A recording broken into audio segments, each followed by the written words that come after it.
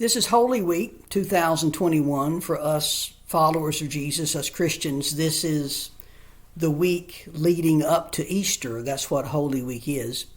There are some big events that we all know that happened in the life of Jesus during Holy Week, his last week in his earthly life. We know about the institution of the Lord's Supper on Maundy Thursday. We know about that. We know about the events, the cross on Good Friday. We know about that.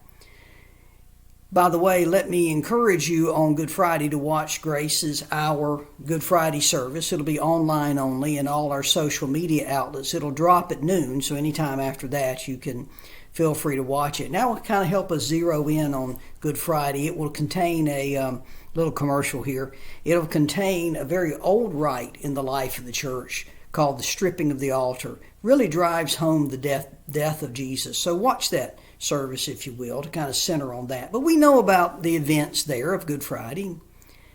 But there are some other things that happened that week that we don't often shine as much light on. And I want to, in this video and another one on Saturday, to shine some lights on some things that often don't capture our attention this week so very much. This one is the cleansing of the temple, where Jesus ran the money changers out of the temple. This event is recorded in all four of the Gospels, but it's interesting, Matthew, Mark, and Luke place this event early on in Holy Week, one of those tipping points where Jesus ran the money changers out of the temple and so irritated the Jewish religious leaders that was one of the tipping points that led them to put Jesus on the cross. Whereas John's gospel, it happens in chapter 2 of John, very early on in the gospel story according to John. Don't be disturbed by that. These gospels weren't written till long after Jesus had died and risen, so decades after. So folks remember things differently. But anyway, don't let that throw you. But let's look at that event. Jesus entering Jerusalem, and we'll go with the Matthew, Mark, Luke, John versions of this. Jesus enters Jerusalem and goes to the temple, and all the money changers, he runs out of the temple in a rather violent type fashion.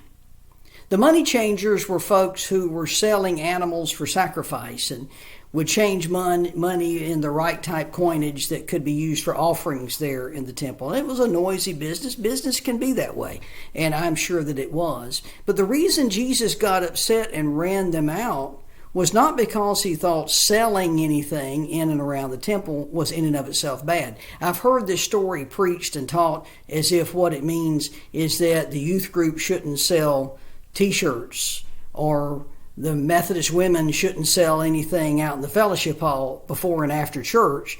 So, because therefore that's bad because this story says they should. No, that's not what this story's saying. These folks, these money changers and sellers of animals for sacrifice, were doing it in the court of the Gentiles. That was the place where the Gentiles could enter the temple and go only this far. If you were Gentile, that's a non-Jewish person. You could only go this far. You could worship there, but you could not go any further in towards the presence of God near the center of the temple. And they were doing this noisy trade and business there where the Gentile folks were trying to worship. And Jesus comes in and runs these people out, not because trade in and around the temple was bad, but because it was disrupting these people who could have easily been viewed as lesser than, were trying to worship God, trying to worship his heavenly Father. And all this trade was going on and making that very hard to happen. So Jesus does this not as a lesson to us that the youth group shouldn't sell anything in the fellowship hall before and after church. That's not what he was doing. He was doing it to show something of the heart of God. That God's heart goes out to people that we even may deem as lesser than. So as Easter approaches this year, let me encourage you to look outside your circle of friends. Who's standing there that you might reach out to and show the love of God to, even if you think they're not ready yet. Because God's heart already goes out to them. Look outside your church. Who's outside the walls? that you might show the grace of Jesus to, even if you think they're not ready for it yet. I promise you, Jesus wants to reach out to them. That's what we see in this story. That's who God is. We'll do another video on Saturday, the day before Easter.